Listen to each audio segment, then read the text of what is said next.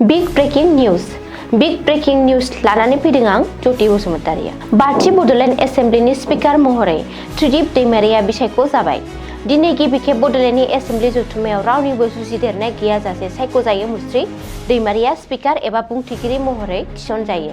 मख'नो गोनांदि बड'लेण्ड हायुङारि गौथुमनि गाहाय खुंगिरि महरै हाग्रामा महिलारिया गिबियै बड'लेण्ड एसेमब्लिनि स्पिकार महरै त्रिदिप दैमारिनि मुंखौ थांखियो आरो एमसिएलए देरहासात बसुमतारि मदद होयो लोगो गासै एमसिएलएफोरा आखाइ खबनानै मदद होयो। थामथि बड'लेण्ड एसेमब्लिनि स्पिकार महरै रोंग'थि थानायखौ मख'नानै एसेमब्लि जथुम सामलायथ'नाय एमसिएलए रबिराम नार्जारिया बाखनाय बिबुंथि होनानै स्पिकार मासि फारसे हांख्रायनानै जौस्राङाव लाबोयो।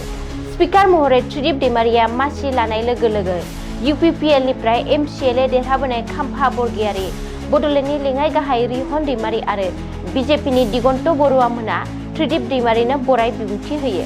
त्रिदिप दैमारिया रावबो हेंथा गैयाजासे बुंथिगिरि सायख'जानायाव गोजोननाय होनानै बुंथियो दि बिथाङा बड'लेण्ड एसेमब्लियाव बड'लेण्डनि जौगासार लोगोसे आयेन दाफुंनायाव बयबो एमसिएलए मोननो खाबु होनाय जागोन। जोबोर मिथिनो गोनां रादाब जे बे खेबाव बड'लेण्डआव बेरेखा दोलोआरि दैदेनगिरि थानाय नङा। इउपिपिएलनि बिथिंनिफ्राय खाम्फा बरगयारिया बेरेखा दोलोनि दैदेनगिरि महरै थिसननो थाखाय थांखि दैखांहरदोंमोन।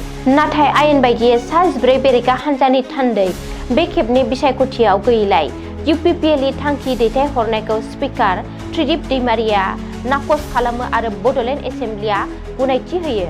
मख'नो गोनांदि दिनैनि गिबि खेब बड'लेण्ड एसेमब्लिनि जुरिजेन बुंथिगिरि एबा प्रटेम स्पिकार महरै त्रिदिप दैमारिखौ आसामनि रायजो बेंगिरिया थिसनहरदोंमोन। प्रटेम स्पिकार त्रिदिप दैमारिया गासै एमसिएलए मोननो समायखिरा लाहोनाय हाबाखौ मावफुङो। मख'नो गोनांदि एमसिएलए मोननो समायखिरा लाहोनाय हाबाफारियाव पेनेल मासिगिरि महरै लाफादोंमोन फारियै रबिराम नार्जारि, बिजित गोरान नार्जारि आरो लोमस्राव दैमारिमोनखौ।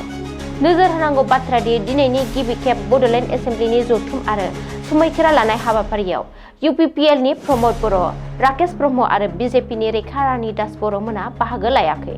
नायबाय था बड'लेण्ड इंखं टेलिभिजन लानानै फैगोन गोदान रादाब आरो सुलुं।